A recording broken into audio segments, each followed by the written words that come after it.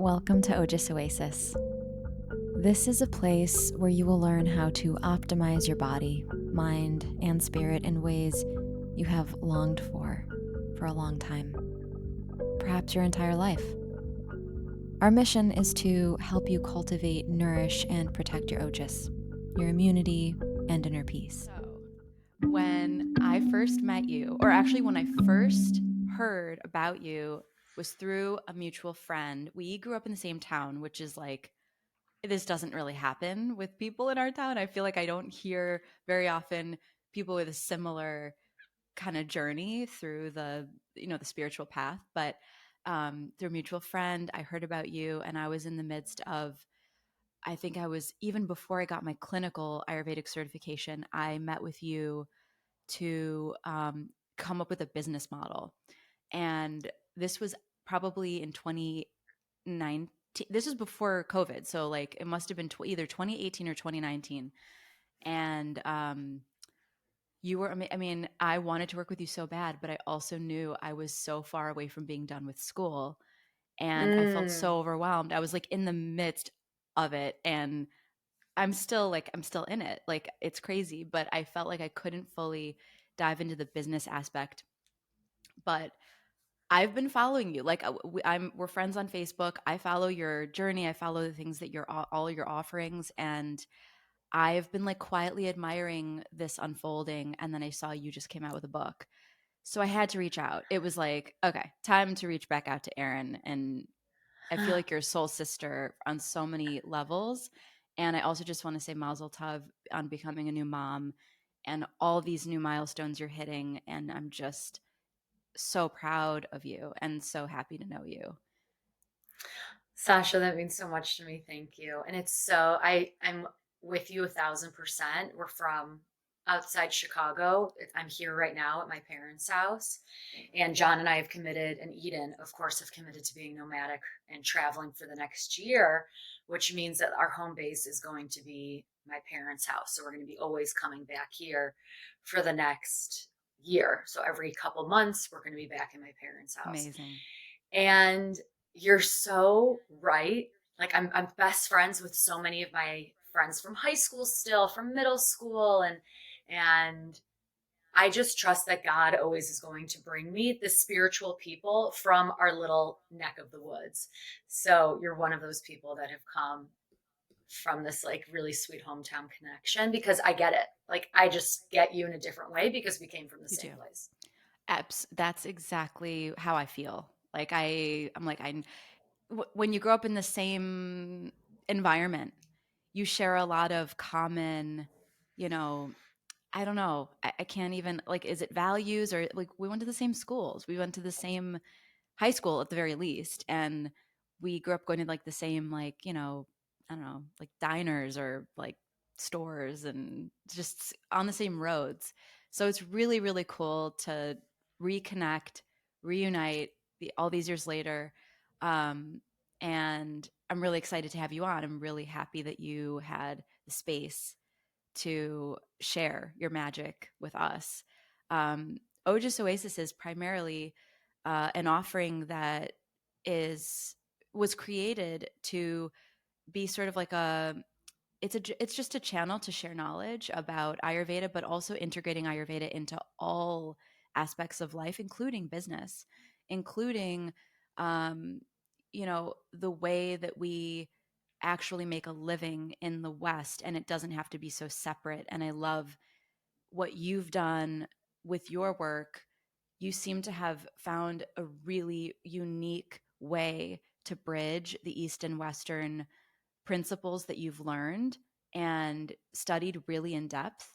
So I wanted to kick off perhaps by first, actually, I should introduce you, Erin Doppelt, everybody. It's so funny how it takes me like 5 minutes to actually welcome my guests because I want to It's be like, good. It's a wait, I good really, authentic intro. thank you. I really do admire you, and I wanted to just lead with that, and that I like have been seeing your work, and that I'm just like you, freaking. I'm like yes, like I love it. I just like I live for it. I'm like yes, she's doing it. Yes, the book. Okay, she's doing it. Like, and I'm like okay, I'm gonna eventually she's gonna come on the podcast. I have to I have to get her on. So, your meditation teacher, you're a really good meditation teacher. I should first say I love your how you lead meditations. I've listened all over the internet to your how you lead them, and you're a phenomenal public speaker. You have such a way of commanding a room, Erin. I get goosebumps. I'm like, yeah, okay, yes. Like I just listen to you. Like it just feels very like um, I feel very compelled when you speak to listen and to be present. Your spiritual psychology coach, which let's maybe define that for the audience. And you also are a business coach. And you on your website, I saw you lead with the word activator, and I thought that was really cool too. I get what you mean, but maybe you, if you want to, kind of go over the like maybe like a broad brushstroke of how teaching meditation, business, being an activator, how these all work together with how you work with individuals and groups and businesses. Thank you, Sasha. And I receive your compliment. That really means a lot to me. That's always my hope, that I could come into a space and really inspire people to drop in. And I think when I shine or I lead, it gives people around me permission to do the same. And yeah, I'm a spiritual psychology teacher. You're familiar with my background, but everyone else who's listening, I spent my 20s living in Israel, India, throughout Asia and Europe. And then I have my master's in clinical psychology from Columbia. So when I call myself a spiritual psychology teacher, I educate on the power of belief, right? So this might take us deep into reprogramming the subconscious mind, manifestation. We could talk about emotional intelligence and positive psychology and the research behind it. So I always like to say I'm down to go the woo woo route, as mystical and spiritual as you want. And also, I do have the research behind and the statistics that I can pull if we want to appease the more logical side of the brain. I am also a meditation teacher, and I teach active meditation. It's my own unique formula. It's specific for people with ADD, ADHD, anxiety, depression, compulsive negative thought patterns, which is the modern day being. I think so often, and I'm sure you see this in your practice as well. Silent seated meditation, it doesn't cut it for a lot of people. It doesn't work for a lot of Mm, people. So open up the shoulders, open up the hips, increase your breath work, relax the nervous system, do the deep work to know thyself, account for the soul, and then move forward from there. And I love your question about business coaching, because the most authentic answer is I fell into it, right? I had so many spiritual men and women reaching out saying, how did you build this business? Because I'm not a starving artist. I have an abundant business. I'm on a huge kick actually about how I think all women should be like can be entrepreneurs, especially if you're going to welcome babies into the world. Entrepreneurship is so much better than a 6 month paid maternity leave, which really nobody gets. I think just Salesforce honors that type of maternity mm, leave. But truthfully, I feel so supported by my business, especially having Eden's now 8 months old, and the flexibility that I've had these last 8 months and moving forward to I'm I'm a full-time mom. I'm really in it. I'm totally present with her. And I still have this supportive, freedom, abundant based business. And I talk a lot of shit about the American dream. And I think there's so much to say on that subject. John and I are on this whole huge kick right now about how the modern day American dream is really just having like a part time job. Like, if you're gonna partake in Western culture and corporate jobs, then just get a part time job. Like, just get part time and go live your life so that 20 hours a week is back in your pocket. So I'm mm, thinking a lot about this in a really constructive way. I fell into business coaching quite organically because I built a supportive business. I built it from a place of authenticity and alignment. I'm very good at helping people share their gifts with the world from a place of goodness and authenticity, because you get caught up. I think we so often will think of a good idea that maybe somebody else has, and we'll get caught up in other people's desires and dreams and take them as our own, almost adopting somebody else's goal as our own. And you need to source from self. You need to relax the nervous system. You need to account for your dreams. And I do mean Jungian psychology of writing down what's coming up for you while you're sleeping, and then birthing a business from a place that feels good, juicy, authentic for you. Because otherwise, you can offer a programming. Nobody signs up for it because it's out of alignment. It's not of highest good for you and your schedule or your family. So, I first and foremost love to educate in the spiritual psychology in the meditation world, and also the next aligned step of taking up space in your life for a lot of people means birthing a business. Mm. And so that's a really good way of basically answering the question of how you combined the spiritual practices of the East. You went on your own authentic spiritual journey. That's how it started, right?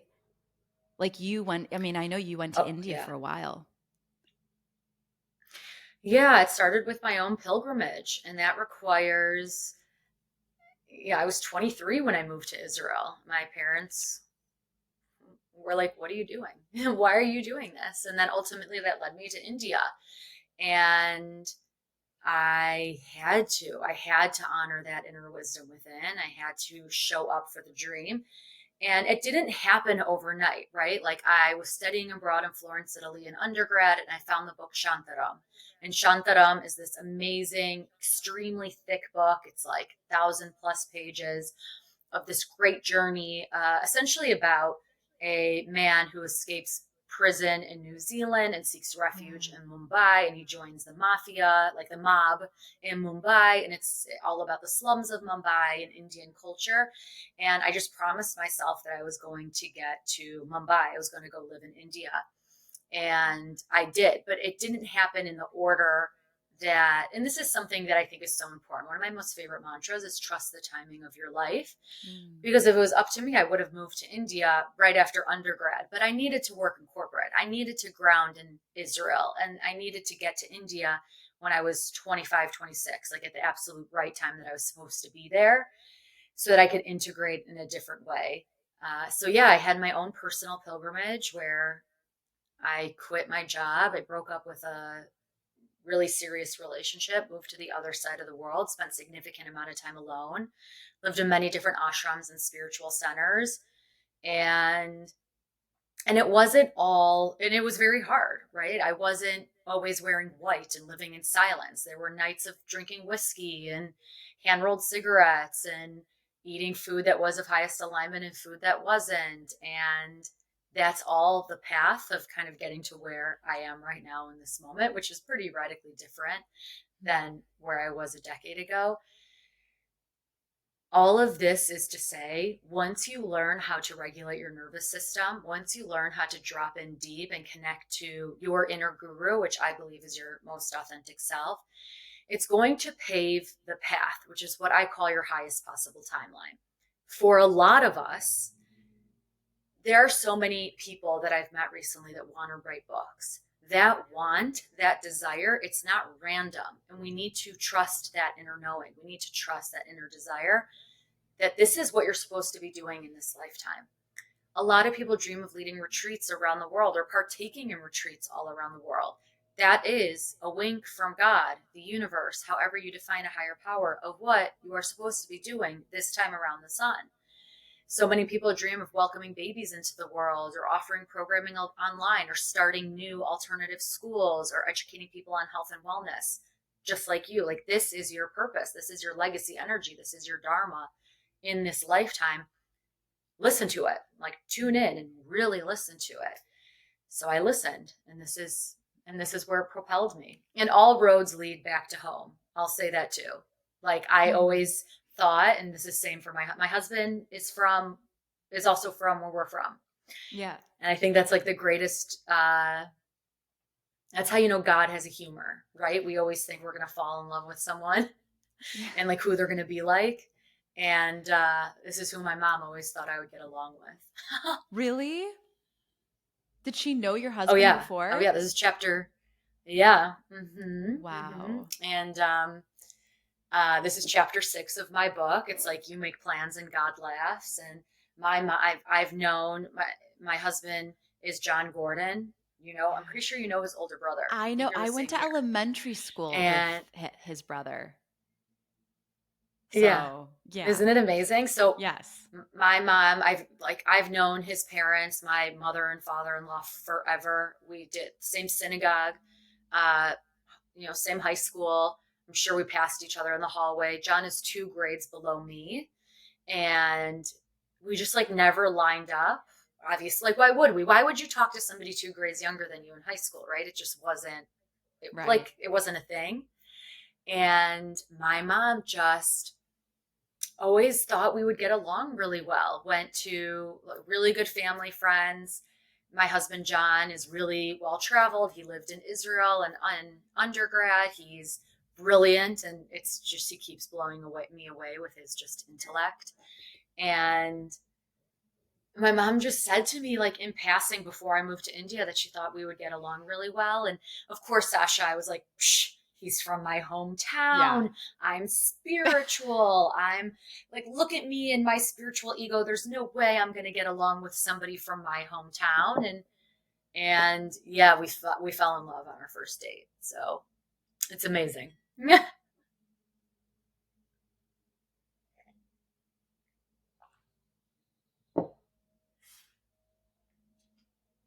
Do I have you? Oh, yes. Okay. Sorry. You froze for a second.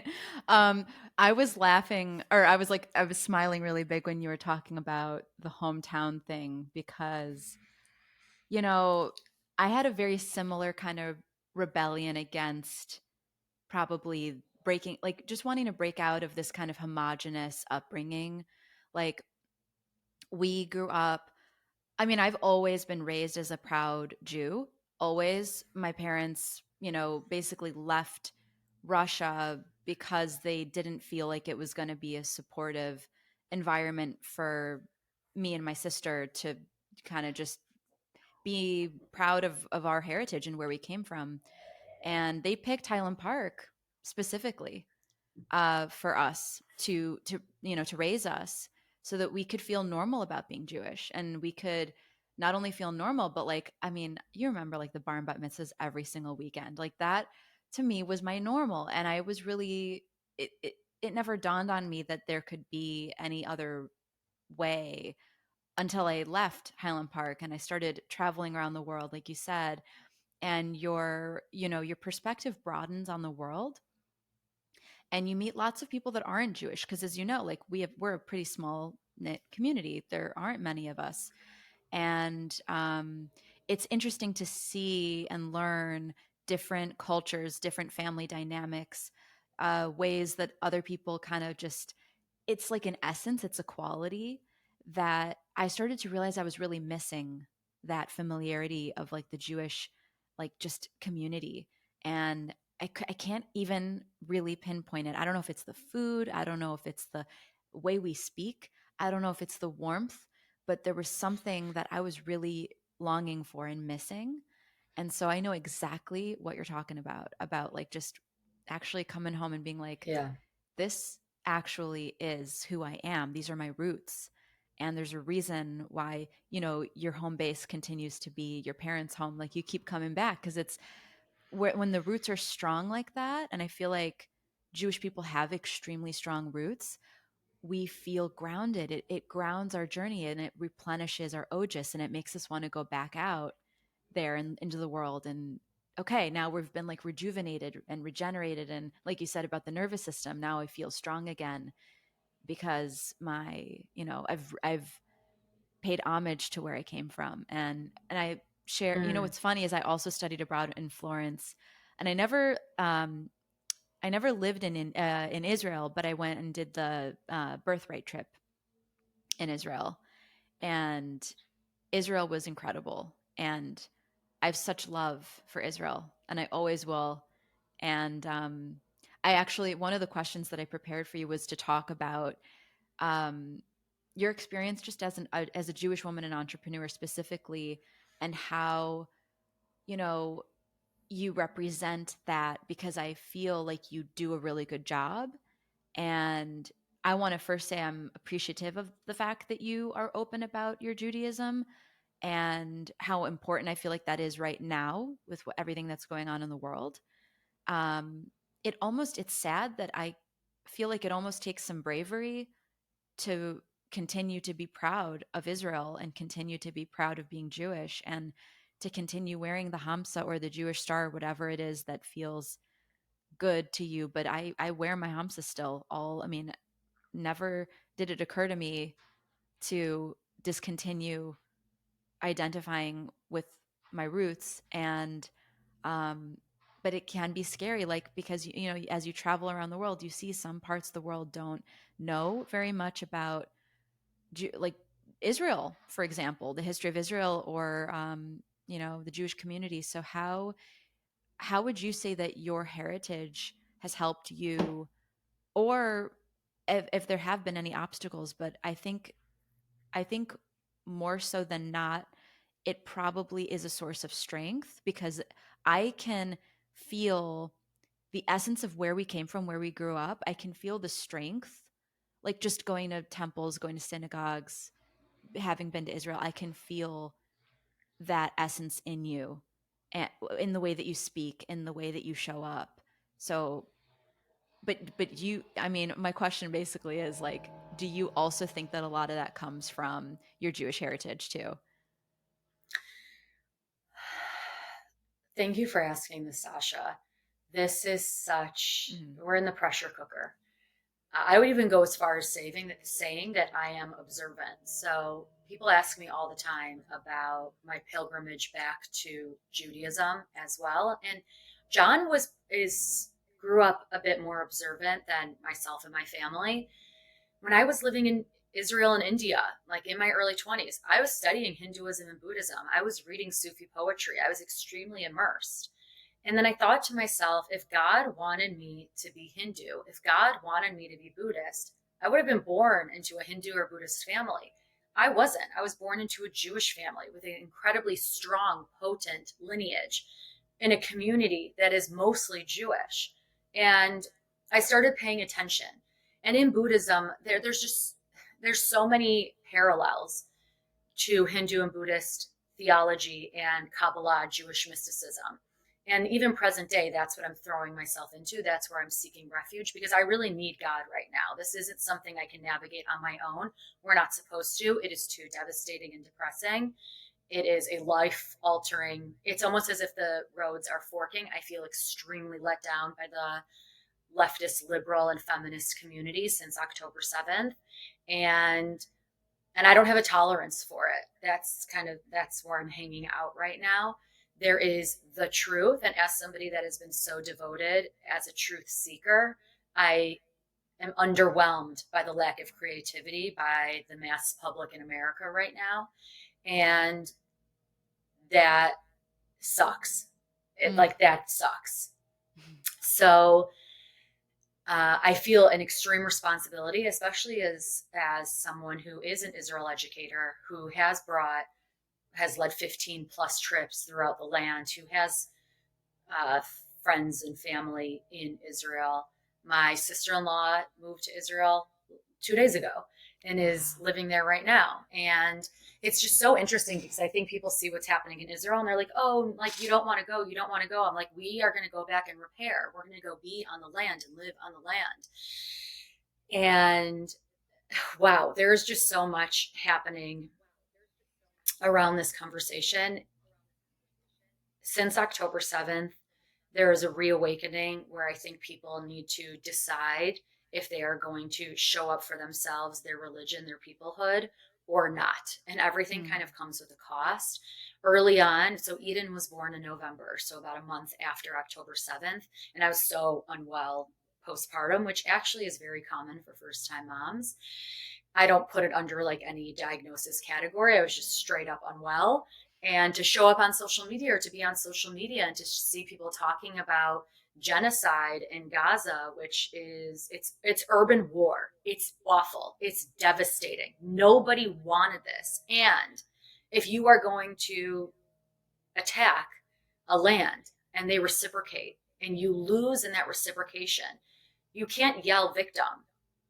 And I also agree, like free Palestine from Hamas, free Palestine from terrorists, free Palestine from the Palestinian Authority, from Hezbollah, which is ISIS. And I think people need to understand that comparison. And it's only recently that I feel more comfortable because it's like the witches that got burned at the stake. It's Hmm. not sexy right now to be a Zionist. It's not sexy right now to be speaking for Israel. I've lost thousands of clients and dollars and people in my community. And I'm so like, thank you, God, for clearing my path to connect me to like-minded people such as you and other people in this sphere. The other thing that I wanted to add on this subject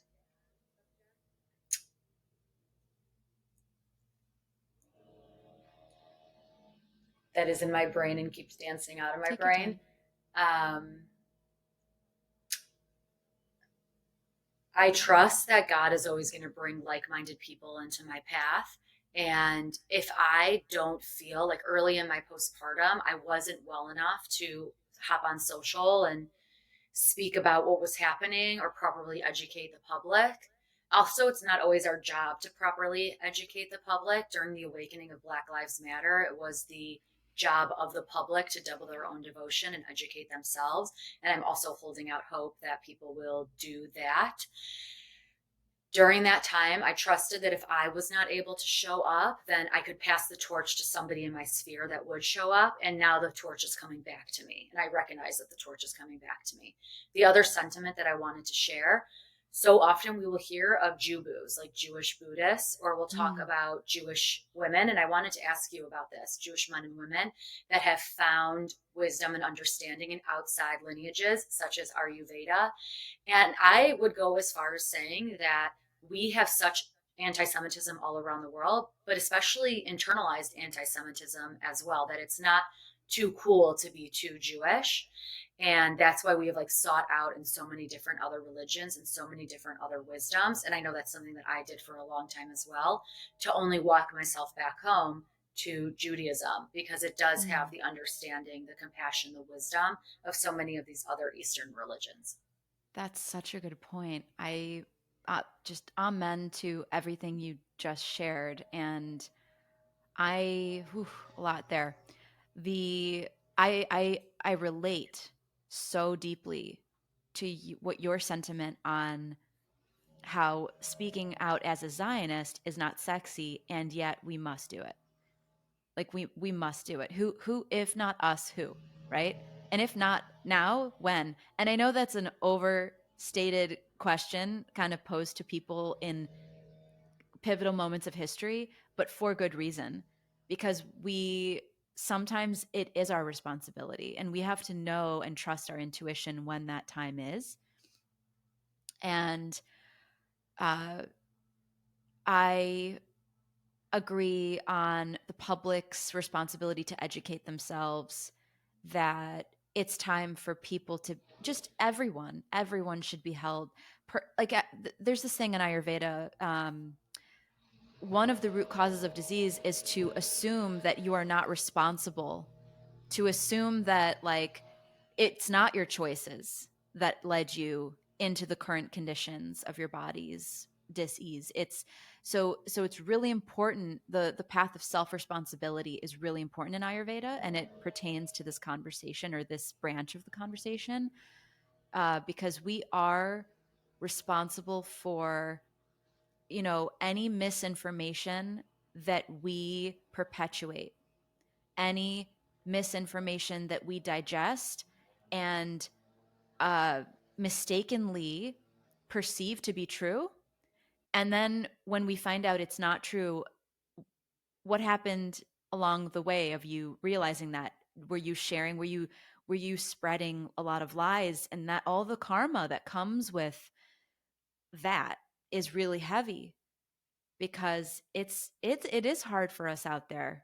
Um, in terms of your question about the Jubu kind of community too, I guess I don't know if that's.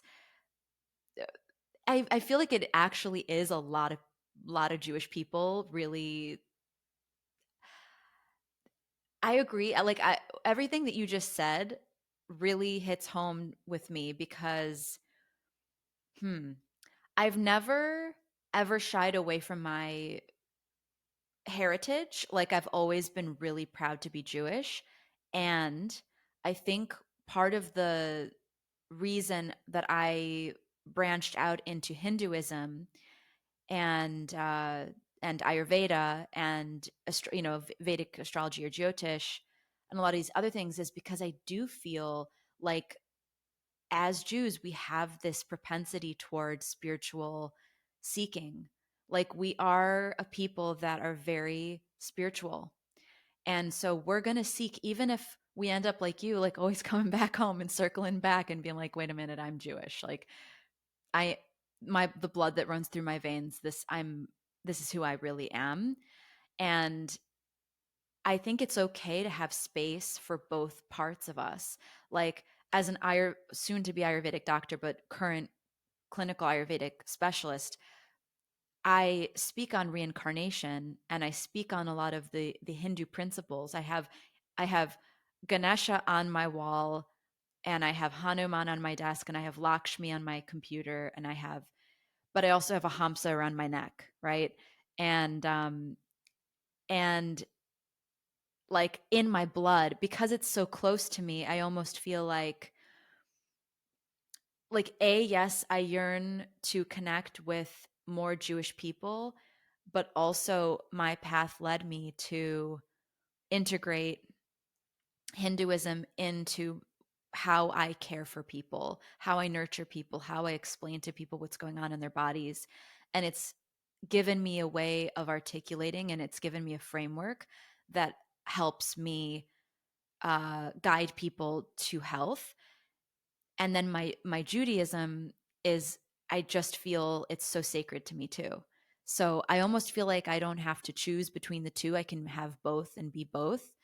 And at the same time, I feel that pressure that you're talking about to conceal one of those aspects of myself, and I'm not willing to conceal it. I am not willing to hide, which is why I made it one of our talking points today, because I know you're also not hiding it. And I know how, easy it, like on the surface, it could be so easy to just skip over that, but we can't. Like, I feel like we can't. And I'm really happy that you feel the same way because it hurts. It hurts because I feel like we're a family and we're being blamed, attacked, and not protected and not being considered um, in the way that other minority groups are, and it hurts. It's very, very painful. So I just want to say I share that experience. And I feel like this conversation is going to lead me into um, wanting to learn more about how you've integrated the Eastern principles as an observing Jew, because also like you're both too. I mean, you know what I mean? Like Yeah. both of us are.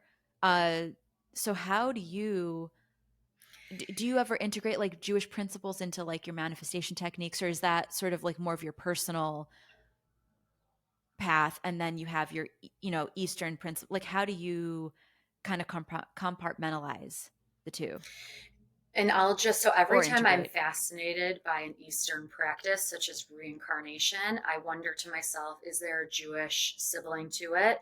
And of course, there always is. So Gilgul is the Kabbalic, Kabbalistic term of transmission of souls. So in Judaism, we also believe in reincarnation. It's just a different metaphor, a different name.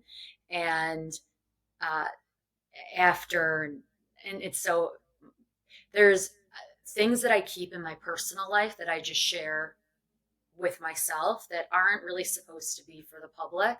But when it Mm. comes to God and spirituality, I share everything because this is what we need right now. There's a mass need and a mass awakening to walk ourselves back to alignment, which means coming home to truth, coming home to God. What is God? God is truth.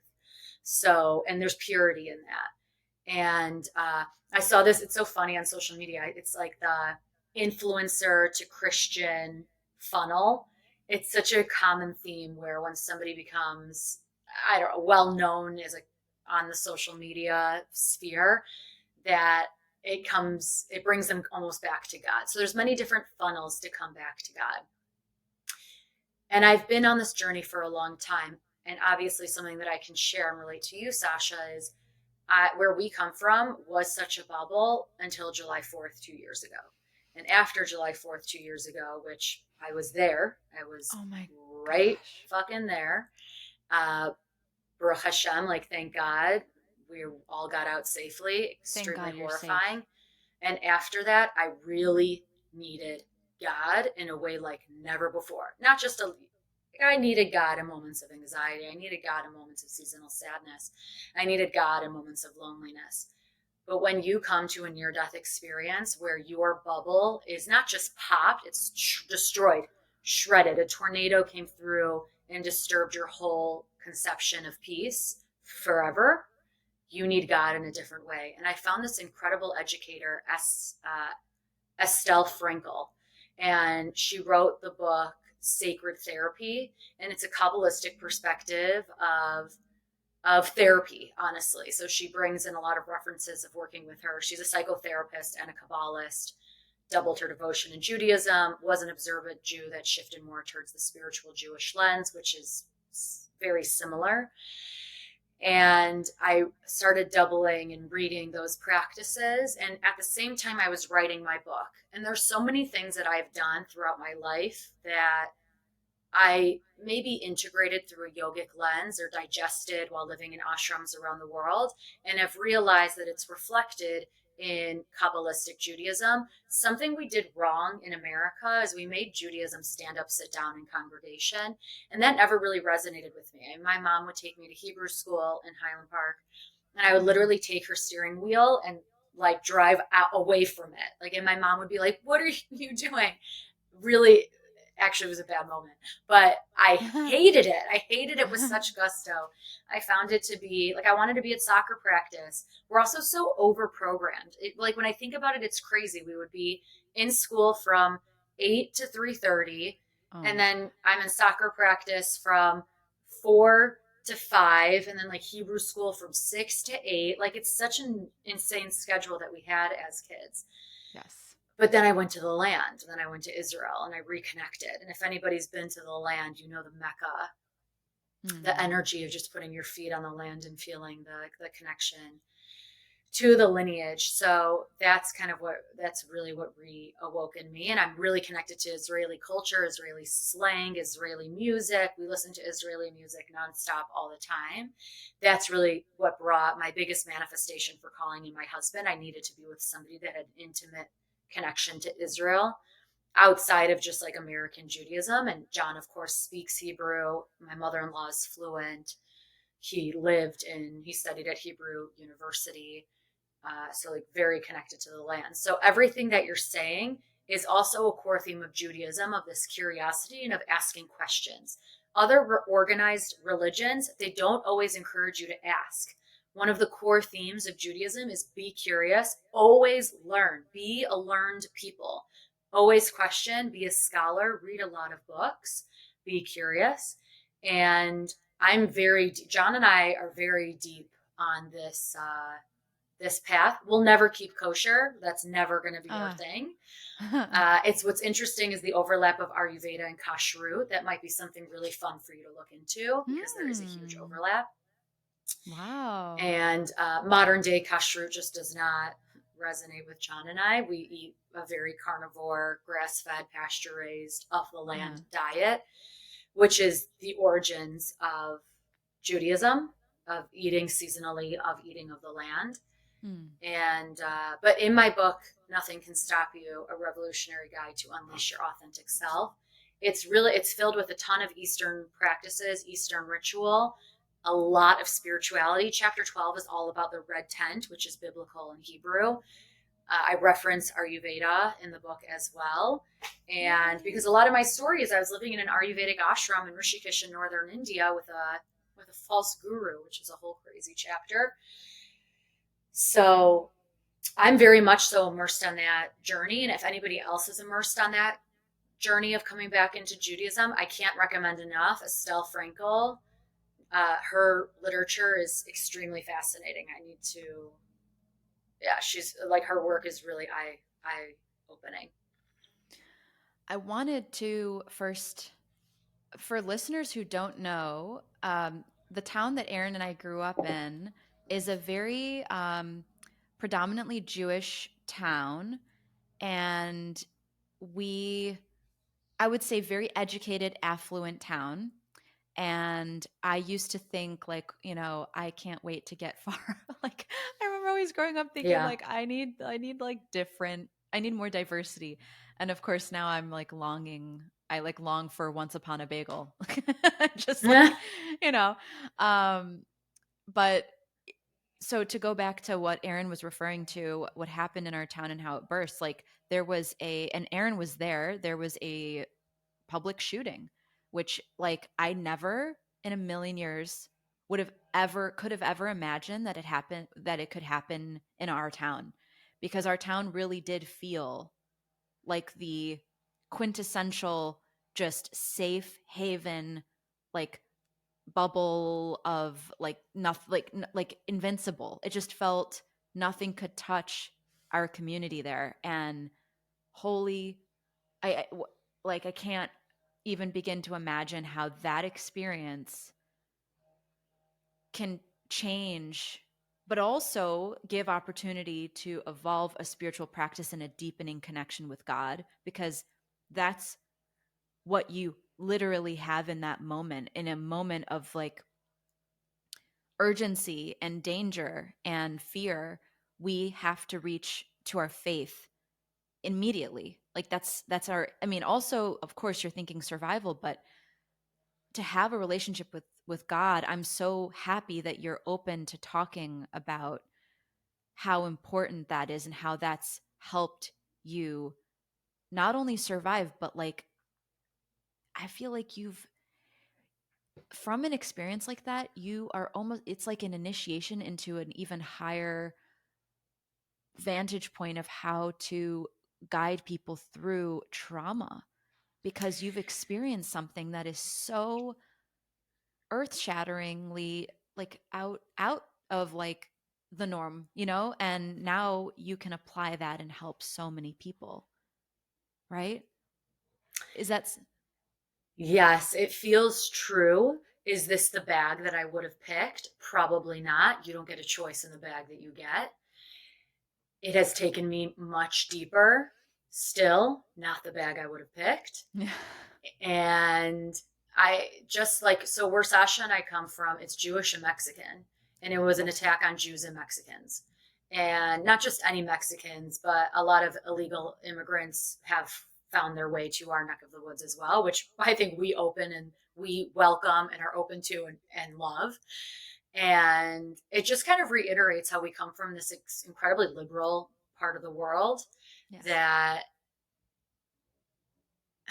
like I've over identified with this community for so long, and the liberal community for so long, until now, right? Until the whole, I cannot believe the hijack of anti-Israel, anti-Zionism that's waking up in this quote unquote liberal community. Not where we're from, obviously, but just this sentiment of of how we over identified as one thing and then don't feel as if this group is going to support us at this point in time.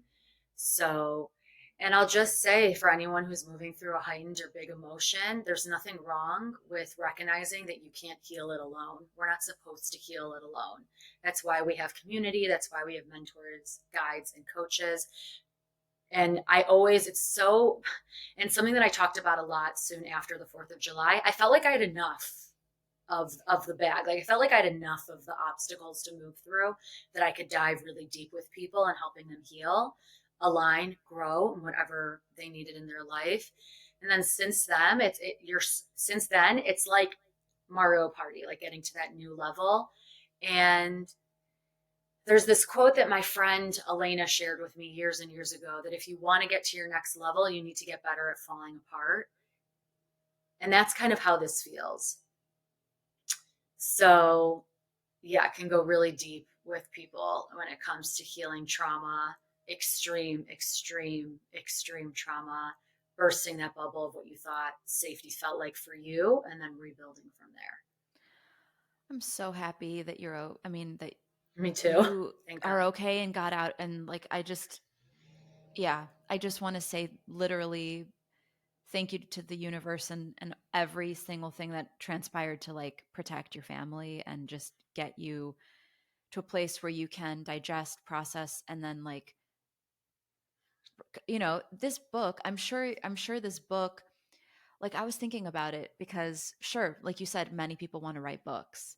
But then being in the right place, like being ready to sit down and kind of take on a big project like that, I do feel like there has to be an alignment. Yeah, I love how you use the word alignment all the time because that's one of my favorite words. It's like it has to be there, the spinal alignment with the chakras and the breath and the prana through all your channels, and then how your actions reflect your desires and all of that. I wish we had more words to describe it, but alignment really does seem to be the absolute best way to say it. And I feel like you found this really beautiful place within yourself of I have a feeling, I haven't known you for very long, but I feel like you have this very natural strength. In Ayurveda we call it bala.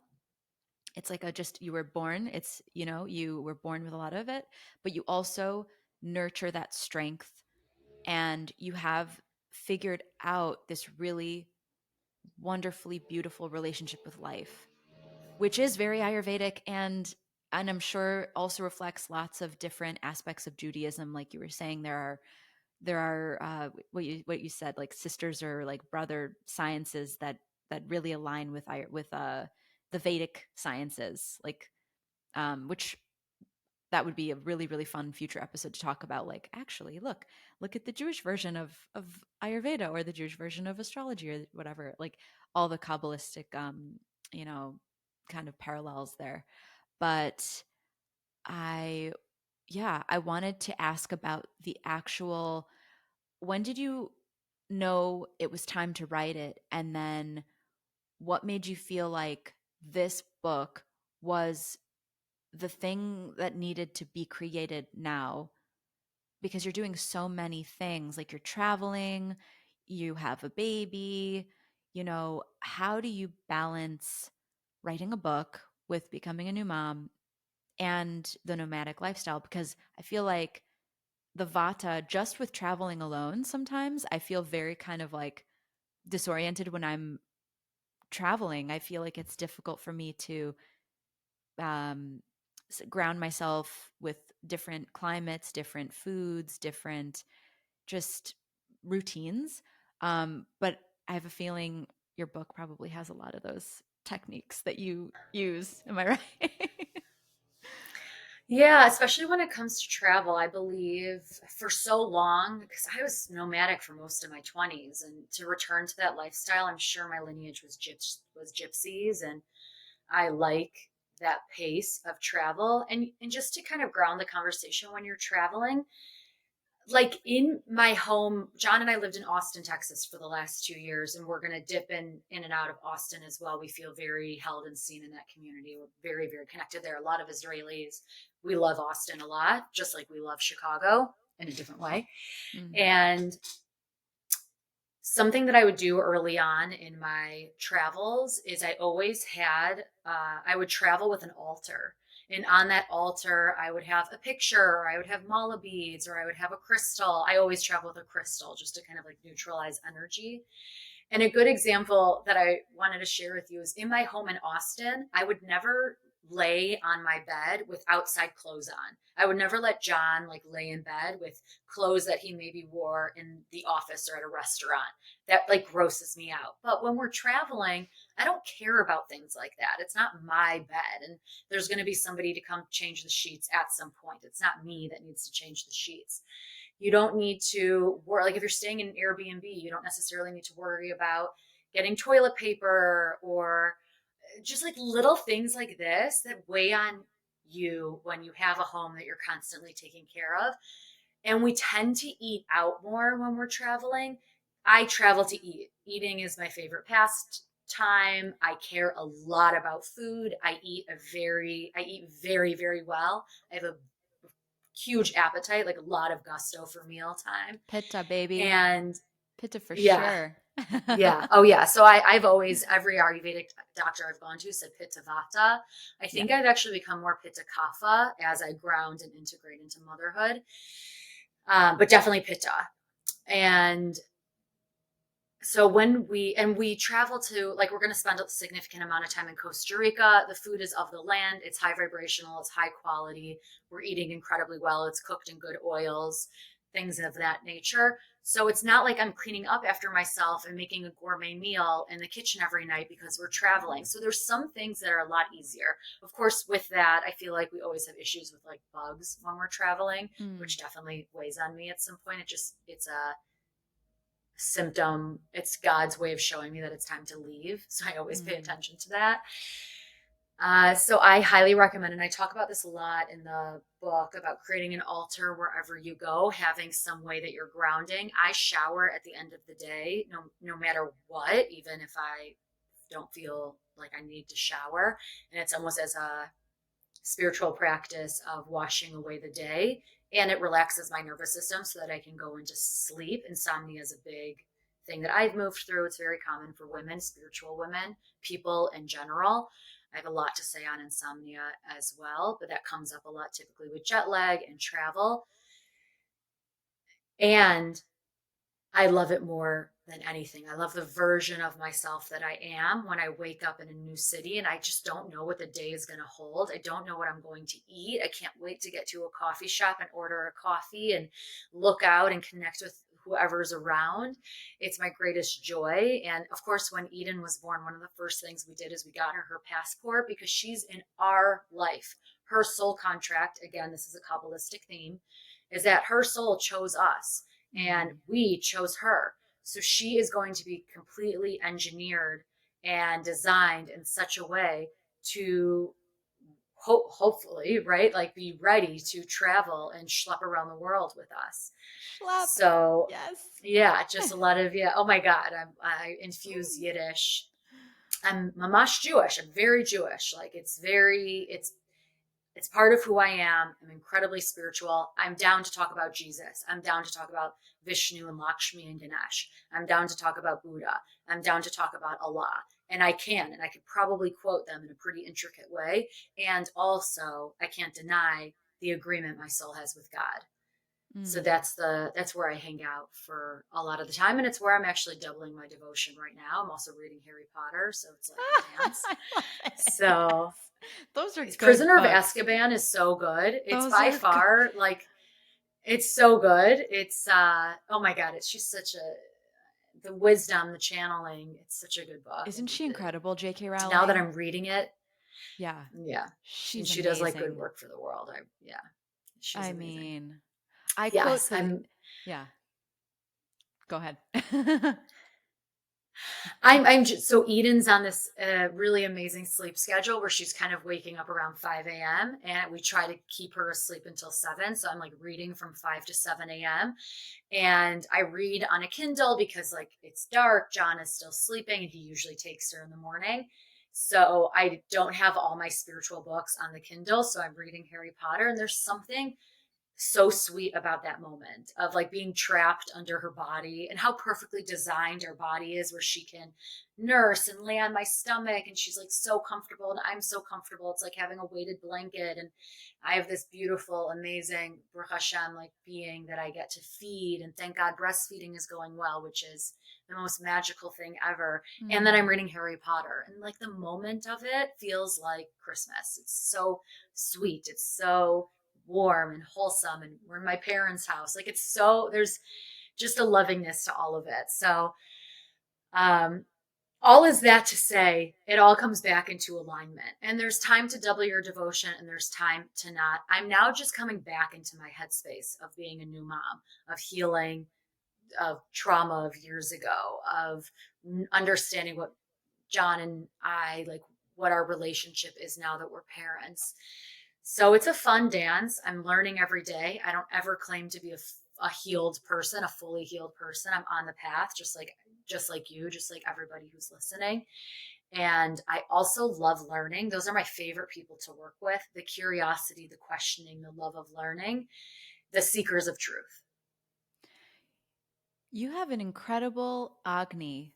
Has any Ayurvedic practitioner ever told you this about your Pitta? So, Pitta is known for their fire element, and yes, the water too, but not only obviously if you're hungry, if you have a really strong appetite for food and knowledge and travel and life and like this appetite for life, it's like every facet of your life you have the fire to transform it into more depth of an experience of life. Like it continues to inform the way that you show up in your personal life, in your professional life, and what you're creating and contributing to society.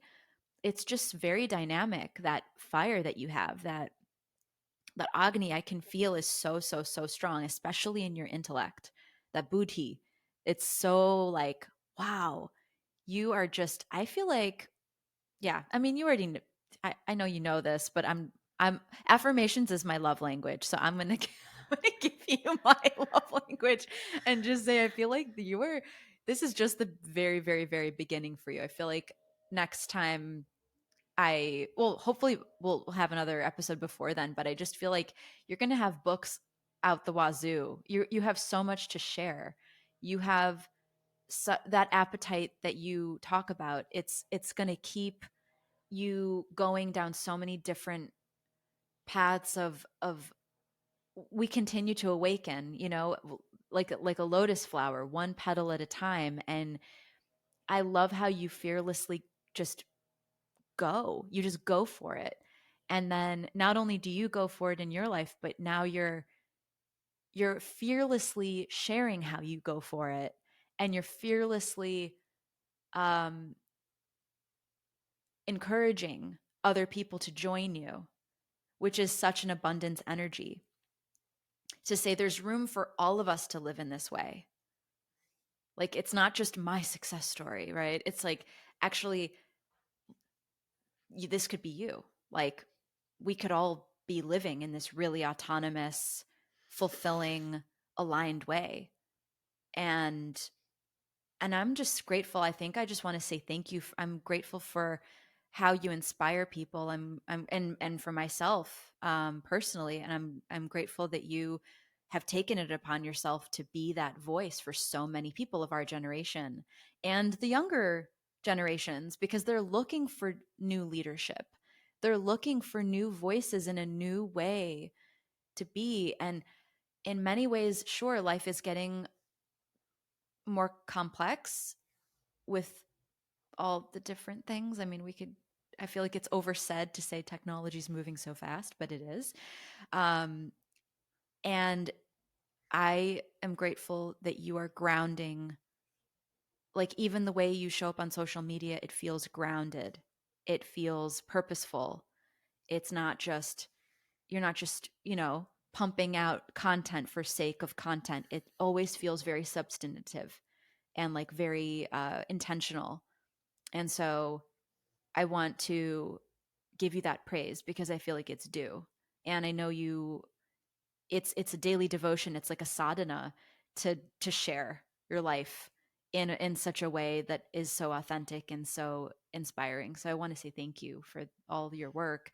And I know we're at time. I feel like I only maybe got through like two of the questions that I prepared. There were so many that were like, how business owners and entrepreneurship, but I feel like we touched into such deeper veins that needed to be tapped into, and it just felt right to go there with you today, you know.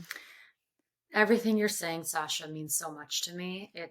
I affirmations is also my love language. I really receive it deeply and completely. It means a lot to me because to have an appetite, and I'll just say for anyone who reads the book, you'll receive this. Whenever I know I'm not doing well, it's loss of appetite. And that's pitta, right? It's a loss of that Yeah. connection. It's loss of that gusto to be around, to be an active participant in our own life. And I have a whole chapter about science of happiness and positive psychology and understimulation and how to know if you are in alignment or out of alignment, and giving people permission to do the scary thing, which is typically break up, quit the job, move the city, change the diet, adopt a new healthful practice. Never underestimate, this is really for the listener, how life altering a morning sadhana or a meditation practice can be, of just washing your hands and feet, connecting to your breath, journaling, dropping in deeper, giving yourself permission to take up space in your life and doing the needed work. Something that I've said before and I'll say again is to always take the practices seriously, but don't take yourself so seriously. You're supposed to enjoy this time around the sun. You're supposed to enjoy being a human being. Like a zillion gajillion things have to happen for us to be having this conversation, for the listener to be even listening to this episode. If any of this resonates with anyone, I highly recommend, and it would also mean a lot to me, if you would check out my book, Nothing Can Stop You, A Revolutionary Guide to Unleash Your Authentic Self. It's everything that I share with the world, which is Eastern ritual, Western psychology, and how you can merge these practices, take what resonates, leave what doesn't, to live on what I call your highest possible timeline, which is your most nourished, authentic, fulfilling life. I know we wanted to talk a lot about business today, and I so often it's important for us to remember that we all used to be entrepreneurs. So everyone in our lineage was an entrepreneur, even if you are a stay-at-home mom, which I think is so much harder than having a full-time job, by the way. Even if you are like at capacity, even if you are at a corporate job, whatever it is that you're doing, you need to have some creative outlet. It doesn't need to be something that you're earning. I love how you talk about the growth of technology. It's like when somebody loves making crystal necklaces and then they're like, oh, I need to create an Etsy shop and monetize on the love of making crystal necklaces. You could do something just for the love of it. You don't always need to monetize it. However, this desire to always have a creative outlet and to earn for it is part of how we're engineered, as part of our system. So have a gentleness with that. And for anyone who is resonating with what we're talking about and you want to immerse yourself deeply into these practices, into this conversation, and also possibly create your own business, your own offerings, your own side thing. My signature program is the Align Coaching Certification, which is a 9-month online program, live, completely live. You're studying with me, where you become a certified meditation teacher and spiritual psychology coach. And it is an in depth meditation teacher training and also spiritual psychology, Eastern ritual, Western psychology, business and clinical immersion. This is the 8th year we're running it. So I've had 77 plus people move through this life-giving, this life-changing program. And when this episode comes out, we're in full enrollment. So please message me. And if you say you listen to this episode, I'm happy to honor discounted early action pricing. So just hit me up. Would love to welcome you into it. Sasha, it's so fun to reconnect and have this conversation with you. Thanks for having me. Oh my gosh. You crushed it. You just crushed. You are so good. You're so good. I'm like I'm very impressed. Because of course, I'm from a clinician standpoint, I'm taking into account clarity of voice, like how you focus through a whole idea and really like close the loop. And there's no vata. You're very, very, there's just there's a ground. Maybe it's because also you're home with your, like you were saying, you have this like really sweet ritual with your baby, with the breastfeeding and being with your mom and having this time with your family. But I think it also is a really beautiful reflection of that what you have been working on, the fact that it is like good for your health, good for your ojas, it enhances your nervous system, it enhances your strength and your, that you are living what you teach, you know? And as a fellow seeker, right? And lifelong student that has been to similar, places in the world and, and studied similar topics, it's not always the case that every teacher is really embodying what they're talking about, but you are. And what an important like example you're setting by simply, like you said, just being your authentic self, just being. And I sure, like, I did want to talk about dharmic business with you today because I think that's one topic that I haven't really covered yet, like in depth. And I feel like you're an expert in that arena.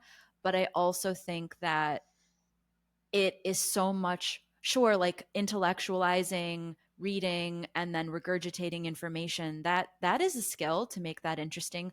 But what's really interesting, Erin, is who you are and how you live and how you integrate your work and your family and your traveling and everything and your day to day. And your book is even that much more of, I just feel like, of course, you had to make this book because the world wanted you to make it, and now we get to, I'm really, really, how do I want to close my loop? I am Gratitude is always a really good place to conclude. I think I just want to say I'm grateful for your work, that you wrote the book, that you do these certifications, that you teach, and how everything works together, and then also how you live it all, how you actually live the teachings, because that, as you know, is always the hardest part. It's always the hardest part because life, as you said, there's waves, man. There's waves, ebbs and flows, and certain days it's harder to show up and do the rituals or do the sadhanas or do the self-care. And I always tell my patients it's not about perfection, and pittas love perfection. Pittas absolutely love to have their ducks in a row and their I's dotted and their T's crossed, but sometimes it's also okay to be in that surrender mode and be in the mess and be like you said, it's not my bed, we're traveling, it's okay, whatever, like roll with it, roll with the punches. So yeah, and I guess that's a good place to conclude and just enjoy the rest of your time in HP with the fam. And I think, I don't know if you knew this too, but your brother was in my class in high school. Yeah. We also were in the same grade, but like I don't think we ever hung out. But I want to say shout out to Matt Doppelt. Your little sister I'm is really cool, and I'm sure you're in really his proud of room right her. now. It's where the Oh, Wi-Fi is. oh I'm wow, trying to think. perfect. Yeah, shout out to This him. And little oh, cute. Oh It's from my my gosh. wedding. My mom has since converted this into her office, but it's just so funny. Like we're talking about being home. It's like there's landscapers outside. The Wi-Fi I is hear going it. in Yeah. and out. Yeah, it's like I like. I Of hear the course, there's lawnmowers. always like a yeah. It's a balagan like all the time. There's always something going on. But And yes, you're right. Absolutely. isn't it fun as a pitta to like notice the things that are like, there's noise, there's background noise. Okay. And then like that that like critique starts to go off in your head and you're like, it's okay.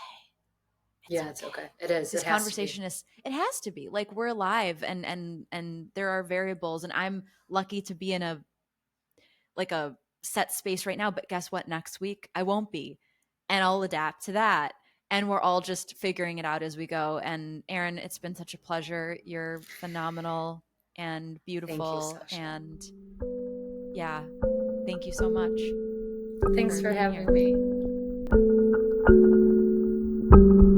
Thank you for listening to Ojas Oasis with Sasha Brzezinski. To learn more about Ayurvedic healing, please visit ojasoasis.com. We'll see you next time, and until then, have your smile.